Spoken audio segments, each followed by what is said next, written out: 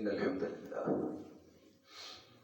الحمد لله نحمده ونستعينه ونستغفره ونعوذ بالله من شرور أنفسنا ومن سيئات أعمالنا من يهد الله فلا مضل له ومن يضلل فلا هادي له أشهد أن لا إله إلا الله وحده لا شريك له وأشهد أن محمدا عبده ورسوله أما بعد فإن خير الحديث كتاب الله وخير الهدي هدي محمد صلى الله عليه وآله وصحبه وسلم وشر الأمور محدثاتها وكل محدثة بدعة وكل بدعة ضلالة وكل ضلالة في النار يا أيها الذين آمنوا اتقوا الله حق تقاته ولا تموتن إلا وأنتم مسلمون يا أيها الناس اتقوا ربكم الذي خلقكم من نفس واحدة وخلق منها زوجها وبث منهما رجالا كثيرا ونساء واتقوا الله الذي تساءلون به والأرحام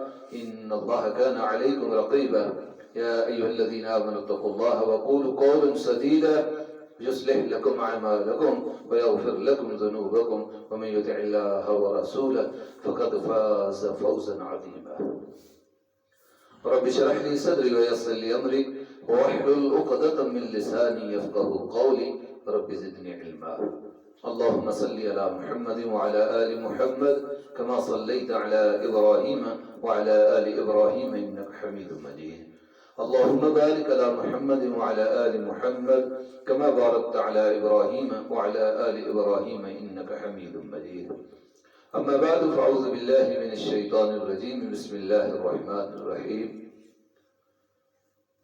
لقد كان لكم في رسول الله أسوة حسنة تمام قسم کی تعریفات اللہ رب السماوات والارض خالق کائنات مالک کائنات کے لیے جو حاجت روا ہے، مشکل کشا ہے، بگڑی بنانے والا ہے، جو بیماروں کو شفا دینے والا، بے اولادوں کو اولاد دینے والا، لاکھوں کروڑوں انگن بے شمار درود السلام والی ہے بطحا شمس الضحا من اسرا حبیب خدا امام الہدا امام الانبیاء امام آدم جناب محمد رسول اللہ صلی اللہ علیہ وآلہ وصحبہ وسلم کی ذات مقدسہ. معزز سامعین کرام، اللہ رب العزت نے اس کائنات کو بنایا. اس کائنات کے اندر اللہ نے زمین و آسمان کو پیدا کیا. پھر اس زمین پر اللہ نے انسانوں کو پیدا کیا، انسانوں کو بھیجا.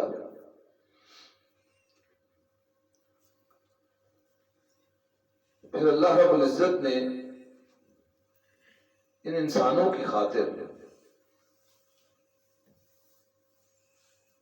ان کی زندگی گزارنے کے طور طریقوں کو انہیں سمجھانے کے لیے کہ تم نے دنیا میں کس طرح رہنا ہے اور تمہیں بنانے کا میرا مقصد کیا ہے، اور جو مقصد ہے اس مقصد کو کس طرح تم نے بجا لانا ہے. اس کے لیے اللہ رب العزت نے ہماری رہبری کے لیے، ہماری رہنمائی کے لیے، یعنی انسانوں کی رہبری اور رہنمائی کے لیے ہر دور میں وقفے وقفے سے اور بسا اوقات یک بارگی اللہ نے اپنے چنیدہ بندے انسانوں کی طرف مبعوث فرمائے.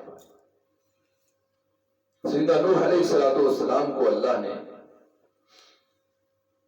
اسی مقصد کے لیے بھیجا، اور نوح علیہ السلام نے تقریباً 950 سال اللہ کے دین کی دعوت دی.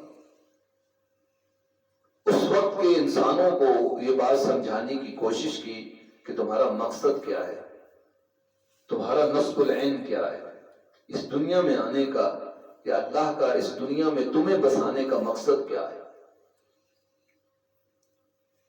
پھر ابراہیم علیہ السلام یہی پیغام لے کر آئے، موسیٰ علیہ السلام یہی پیغام لے کر آئے، داؤد علیہ السلام، سلیمان علیہ السلام، عیسیٰ علیہ السلام، حتیٰ کہ ہمارے آخری پیغمبر، آخر الزمان پیغمبر جناب محمد رسول اللہ صلی اللہ علیہ وسلم یہی پیغام لے کر آئے، اور یہ جو باتیں کی ہیں کہ سب ایک ہی پیغام لے کر آئے، یہ بات آ کر ہمیں کس نے بتلائی؟ محمد رسول اللہ صلی اللہ علیہ وسلم۔ دو صورتوں میں، ایک قرآن کی صورت میں اور دوسری حدیث کی صورت میں، دونوں وہی ہے۔ قرآن بھی اللہ کی وحی ہے اور رسول اللہ صلی اللہ علیہ وسلم کا فرمان بھی اللہ کی وحی ہے۔ ایک وحی جلی ہے اور ایک وحی ہے۔ قرآن کی بے شمار ایسی آیات موجود ہیں جن سے یہ بات پتہ چلتی ہے کہ رسول اللہ صلی اللہ علیہ وسلم کا فرمان بھی بعینی اسی طرح حجت ہے جس طرح اللہ کا قرآن، اللہ کا کلام حجت ہے۔ قرآنی آیات سے یہ بات بڑی واضح ہوتی ہے کہ جس طرح قرآن کا انکار انسان کو، یا کسی ایک آیت کا انکار انسان کو کفر کی طرف لے کے جاتا ہے، بعینی اسی طرح کسی ایک حدیث کا انکار جانتے بوجھتے سمجھتے ہوئے وہ بھی انسان کو کفر کی طرف لے کے جاتا ہے۔ مثلا یوں سمجھیے کہ قرآن میں ایک آیت موجود ہے، ما قطعتم من لینۃ، سورہ حشر کی آیت ہے، جو تم نے کچھ جھاڑیوں میں سے کاٹا، باہر آپ کے درخت لگے جھاڑیاں ہیں وہ، اور جو تم نے چھوڑ دیا بإذن اللہ، یہ کس کی طرف سے تھا؟ یہ اللہ کا حکم تھا۔ مدینہ میں یہودی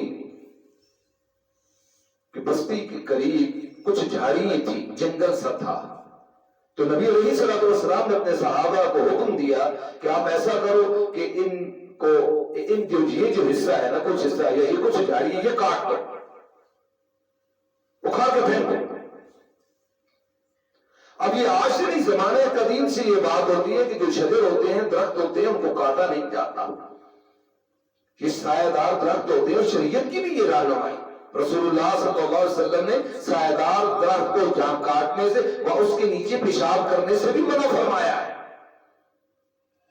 ہمارا دین کوئی عام دین نہیں، ہم تو ویسے ہی مرعوب ہو چکے نا، ہم تو اغیار سے، کفر سے یا یورپ سے، گوروں سے ویسے مرعوب ہے، حالانکہ یہ سب کچھ ہمارے دین میں ہے۔ میں ملٹی نیشنل کمپنیز میں کام کرتا ہوں، وہاں یہ اصول اور ضابطے ہیں، ہم فیلڈوں میں جاتے ہیں، کام کرتے ہیں، تو ہمیں یہ سختی سے ہم پر بین ہوتا ہے کہ جو راستہ ہم نے بنایا ہے، آپ اپنی گاڑی کو اس راستے سے لیفٹ رائٹ نہیں لے سکتے، دائیں بائیں نہیں کر سکتے۔ کیوں؟ ایک تو لوگوں کی فصلیں ہیں وہ برباد ہوں گی، نقصان ہوگا، دوسرے کو یہ ایک درخت، ایک اتیانی ہم کاٹ نہیں سکتے۔ اور جب ہم پلٹ کر محمد رسول اللہ صلی اللہ علیہ وسلم کے لائے ہوئی دین کو، اپنی شریعت کو، اپنے دین کو، اپنے اسلام کو دیکھتے تو یہ 1445 سال پہلے یہ تربیت، یہ تعلیم ہمارا دین، ہمارا نبی ہمیں دے چکا صلی اللہ علیہ وسلم۔ اور آج ہم کیا کہتے ہیں؟ گوروں سے ہم نے یہ سیکھا، گوروں نے ہمیں یہ بتایا، یورپ والوں نے، آسٹریلیا والوں نے یہ بتایا، امریکہ والوں، حالانکہ جاؤ جا کے قرآن کو تو پڑھو۔ محمد رسول اللہ صلی اللہ علیہ وسلم احادیث ہم نے نہیں پڑھی، قرآن ہم نے نہیں پڑھا، شریعت کو ہم نے نہیں سمجھا، تو ظاہری بات ہے ہم نے انہیں سے مرعوب ہونا ہے۔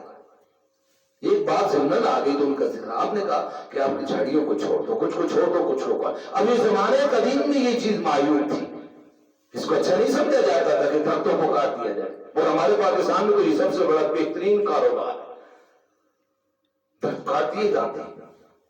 کتنے نقصانات ہیں، جہاں سایہ دار درخت کٹا وہاں پہ آکسیجن کی کمی بھی ہوئی، وہاں بارشوں کی کمی بھی ہوئی، وہاں تپش بھی بڑھی، کتنے نقصانات درختوں کے کاٹنے کی وجہ سے ہمیں ہوئے۔ ہم نے اپنے آنے والی نسلوں کے لیے کیا کیا؟ سوائے نقصان کے کچھ بھی نہیں، جبکہ ہمیں یہ بات کس نے بتلائی تھی؟ رسول اللہ صلی اللہ علیہ وسلم۔ اب یہاں پہ وہی بات ہونے جا رہی ہے، قطعتم من لینۃ، جو آپ نے درخت کاٹے اور جو چھوڑ دیے بإذن اللہ، اللہ کے حکم سے تھے، کچھ کٹوا دیے، کچھ چھوڑ دیے۔ شور تھا یہودیوں کی بستی سے، یہ پیغمبر تو امن کا پیغمبر ہے، یہ پیغمبر تو دنیا والوں کو راحت دینے والا پیغمبر ہے۔ یہ دیکھیں یہ کیسا پیغمبر ہے، کیسا پیغمبر ہے، کیسا رسول، کیسا نبی جو درختوں کو کاٹنے کا حکم دیتا ہے۔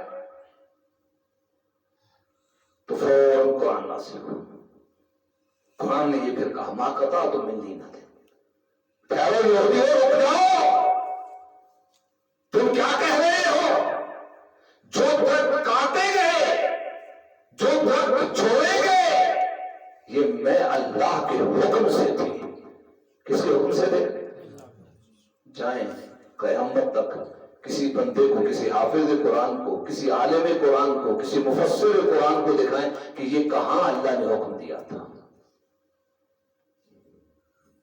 اب حافظ کہاں ہے قرآن کی کوئی آیت ہے جہاں پہ اللہ نے کہا یہ درخت کاٹ دیں؟ ایسے باقی حافظ ہیں، عالم ہیں، کہیں قرآن کی کوئی آیت بتلائیے، کوئی حافظ کوئی عالم بیٹھا ہو وہ کہے کہ فلاں آیت میں اللہ نے حکم دیا تھا کہ یہ درخت کاٹنے ہیں، یہ چھوڑنے ہیں۔ درخت کا کٹنا، درخت کا چھوڑ دینا قرآن کی کسی آیت میں موجود نہیں۔ تو رسول اللہ نے کیسے کٹوا دیے؟ اپنی مرضی سے نا، اپنے مزاج سے نا، اپنے خیال سے نا، نہیں۔ اللہ کہتا ہے نہیں، میرے نبی نے جو کچھ کیا ہے وہ میں اللہ کے حکم سے کیا ہے، میں نے حکم دیا تھا۔ اور اللہ کہاں تو نے حکم دیا؟ ہم نے تو قرآن پورا پڑھ لیا، ہمیں تو قرآن میں تیرا یہ حکم کہیں نظر نہیں آیا۔ میں والنجم اذا ہوا ما ضل صاحبكم وما غوا وما ينطق عن الهوى ان هو الا وحی یوحی۔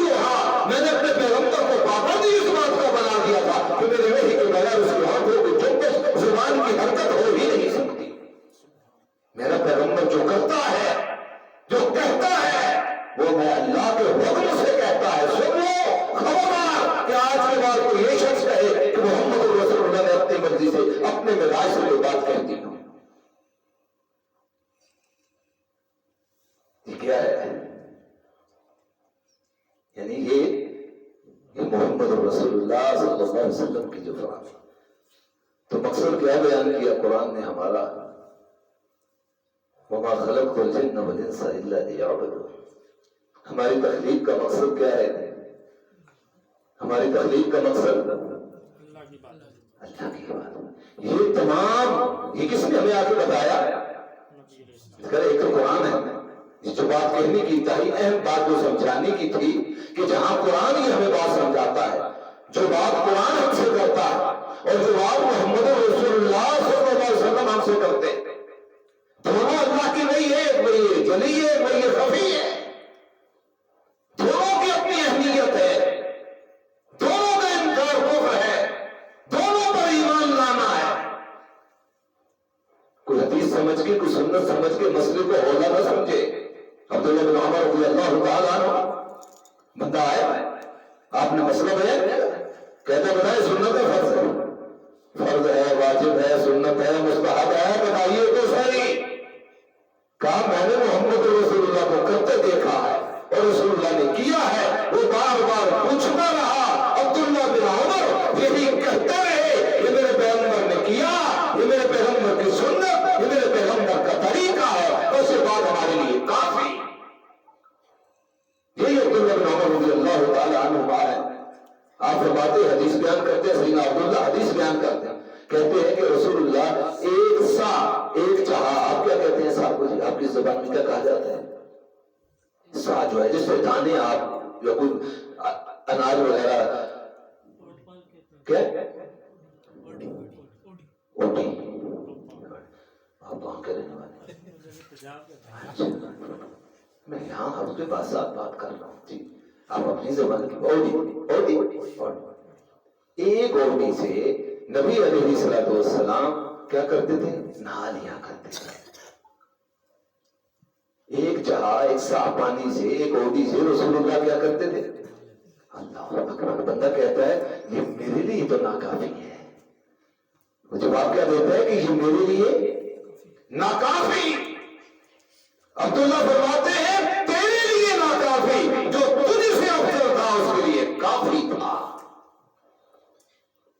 تو رسول اللہ ماننا کافی ہے، جو تجھ سے افضل تھا، اعلیٰ تھا، اس کے لیے کافی۔ کیا بتلانا مقصود تھا کہ محمد رسول اللہ صلی اللہ علیہ وسلم کی پیروی اصل ہے۔ اس کو قرآن کے مقابلے میں پیش کر کے اس کو ہلکا نہیں کیا جا سکتا، کیونکہ ہمارے معاشرے میں کئی صدیوں سے یہ ناسور پیدا ہوا، خصوصاً یہ جو آخری صدی ہے ہماری 100 سال میں، یہ ناسور کی صورت میں ہمارے اندر سرایت کر گیا۔ انکار حدیث جو تھا، رسول اللہ کے فرامین کو گرایا گیا، کسی نے قرآن کے مد مقابل لا کر گرایا، کسی نے عقل کی بھیٹ چڑھایا، یہ قرآن سے ٹکرا رہی ہے، حدیث ہم نہیں مانتے۔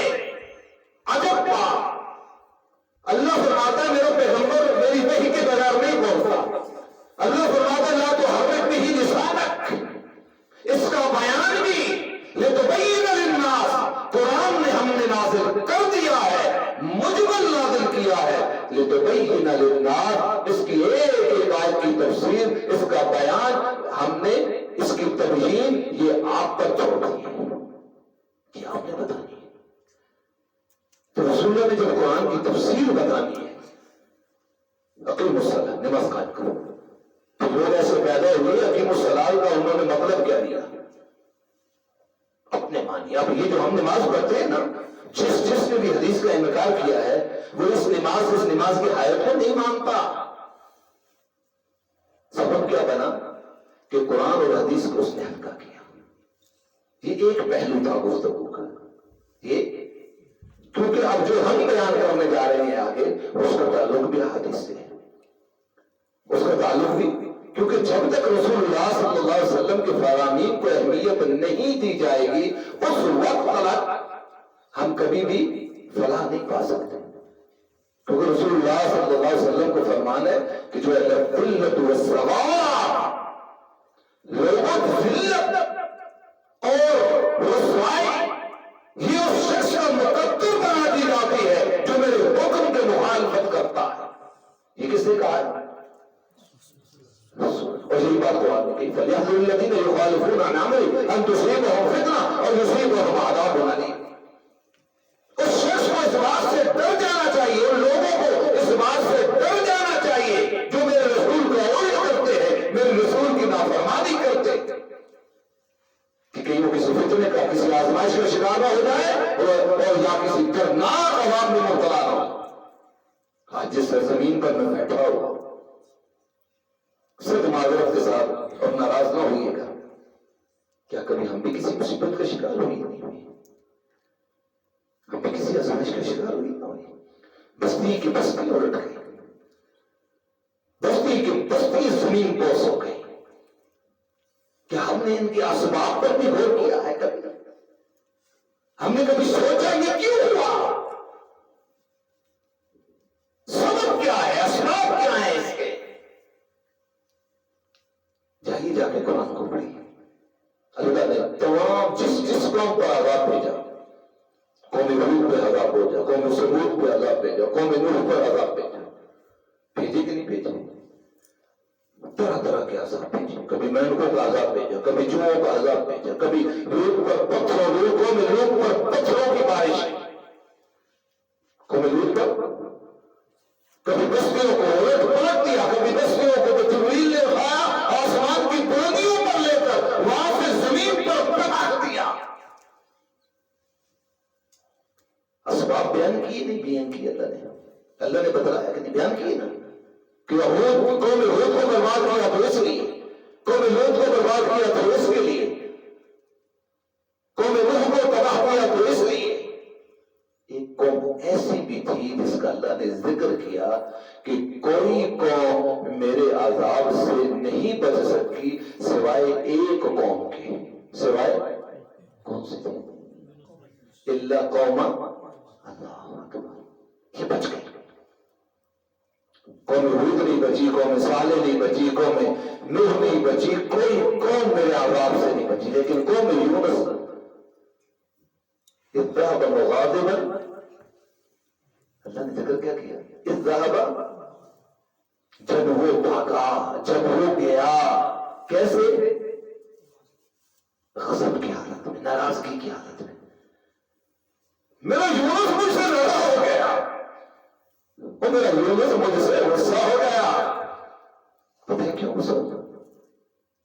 دیکھیں ایک طرف اللہ کا پیغمبر ہے، اللہ کا نمائندہ ہے، اللہ کا داعی اللہ ہے، اللہ کی طرف پکارنے والا اللہ کا پیغمبر، دوسری طرف نافرمان قوم۔ کیا پیغمبر، آپ سے سوال ہے، کیا پیغمبر اپنی مرضی اپنے مزاج سے کسی قوم کو عذاب کی وعید سنا سکتا ہے کہ تم پر اب اللہ کا عذاب آئے گا؟ نہیں سنا سکتا۔ کس کے حکم سے سنائے گا؟ اللہ اس کو بتلائے گا کہ اپنی قوم کو بتلا دو اور تم بستی کو چھوڑو، ہم اب ان کو دیکھ لیتے ہیں۔ اللہ نے ہود کو بھی یہی بات کہی، صالح کو بھی یہی بات کہی، نوح کو بھی یہی بات کہی، نوح کو اتنی بنا نکل، ہم جانے تیری قوم جانے، لوگ تو بھی صبح سے پہلے نکل، کیونکہ صبح اتنی دور نہیں، ہمارا عذاب آیا ہی آیا، نکل بستی کو چھوڑا رہا ہے عذاب۔ لوط نے بھی بستی کو چھوڑا، انبیاء نے تمام نے بستیوں کو چھوڑا، حتیٰ کہ کشتیوں پر سوار ہو کر نکلے۔ تو یونس تو اللہ کے حکم سے دور ہوا، سنایا قوم کو کہ قوم اللہ کا عذاب آ رہا ہے۔ پھر بادل اپڑے، کالے سیاہ بادل آئے تو عذاب آیا نہیں آیا۔ اب کس کو کس نے کہا تھا کہ ان کو بشارت تو عذاب کی، عذاب کی بشارت، عذاب کی وعید کس نے کس کو کہا تھا؟ اللہ نے کہا تھا یونس کو۔ یونس نے اپنی قوم کو کہا، اب جب پلٹ کر دیکھا تو عذاب تو نہیں تھا، تو قوم پہلے نہیں مانتی۔ میں آپ کو کہوں کہ بار 3 سانپ ہے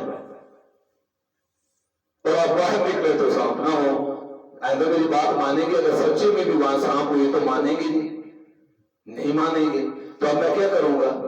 مجھے جس نے بتلایا میں اس کی طرف جاؤں گا۔ اللہ کے بندے، آپ نے مجھے بتایا سانپ تھے، میں نے قوم کو بتایا بادشاہ، تو بات تو ہے ہی نہیں، یہ پہلے ہی مجھے نہیں مانتے تھے، اب کیسے مانیں گے؟ اب ذهب مغاظبا، یہ بات ہے۔ اب یونس کس بات ہے غصہ آ گیا، سیدنا یونس کیا ہوا؟ اس بات میں کو غصہ آ گیا، پہلے ہی نہیں مانتے تھے یہ، اور قوم پہلے ہی کہنا نہیں مان رہی، تو میں نے کہا تم پہ عذاب آئے۔ اب کیونکہ وہ حالات سے ناواقف نہیں، یہاں سے بات سمجھ آتی ہے کہ پیغمبر غیب جانتے نہیں، غیب جانتے تو اتنا عرصہ مچھلی اور سمندر کے اندھیروں میں نہ گزارتے۔ اب پیغمبر یونس ہی سمجھے، اللہ نے تو وعدہ کیا، میں نے ان کو بتلا دیا، عذاب آیا نہیں، یہ کب اب مجھے مانیں گے؟ اور ماننے والی تو بات ہی نہیں، انسان تو انسان ہے، بشر تو بشر ہے۔ پھر اللہ نے وہ بتلایا کہ یونس وہاں سے پلٹا کیسے، اتحاد مغاظبا، میرا پیغمبر پلٹا پر کیسے؟ غصے کی حالت، غضب کی حالت۔ تو کیا ہوا؟ کیوں بچ گئی قوم؟ بچ گئی قوم، اللہ قوم یونس، قوم بچ گئی، قوم یونس بچ گئی، اللہ کا آیا ہوا واپس پلٹ گیا۔ وجہ کیا تھی؟ یاد رکھیں 2 صورتیں، 2 صورتیں ہیں عذاب سے بچنے کے لیے، کتنی؟ 2 قرآن میں بیان کی۔ 2 صورتوں میں کسی قوم پر، کسی قبیلے پر، کسی بستی پر، کسی شہر پر، کسی ملک پر اللہ کا عذاب نہیں آتا۔ دونوں صورتیں اللہ نے سورہ انفال میں بیان کی۔ ما کان اللہ لیعذبہم وانت فیہم، میرا پیغمبر یہ نہیں ہو سکتا جس قوم اور قبیلے میں آپ ہو اللہ کا عذاب آ جائے، جس قوم اور قبیلے میں آپ ہو اور اللہ کا عذاب آئے، یہ نہیں ہو سکتا۔ جب تک رسول اللہ مکہ رہے عذاب آیا، جب تک مدینہ رہے عذاب آیا نہیں آیا۔ وانت فیہم، آپ ہیں، جہاں آپ ہوں گے وہاں عذاب آئے گا۔ تو جہاں عذاب آ جائے، آپ سے پوچھتا ہوں، جہاں عذاب آ جائے، اللہ ومن اصدق من اللہ قیلا ومن اصدق من اللہ حدیثا، جہاں آپ ہو عذاب آتا نہیں، جہاں عذاب آ جائے وہاں محمد رسول اللہ ہوتے نہیں۔ کوئی عقیدہ بھی سمجھ آ رہا ہے کہ نہیں آ رہا؟ صرف لباتی باتیں اور تقریری ہی کافی نہیں ہوتی، کچھ باتیں عقیدے کی بھی ایجیکٹ کر لیں، اپنے اندر ڈال لیں۔ جہاں رسول اللہ ہو وہاں عذاب، اور جہاں عذاب آئے وہاں بات سمجھ آئی نہیں آئی؟ بات سمجھ آئی نہیں آئی؟ زلزلے آئے، سیلاب آئے تو سمجھ آئیے رسول اللہ نہیں ہے، اور یہی ہمارا عقیدہ ہے کہ ہر جگہ رسول اللہ حاضر ناظر رسول اللہ نہیں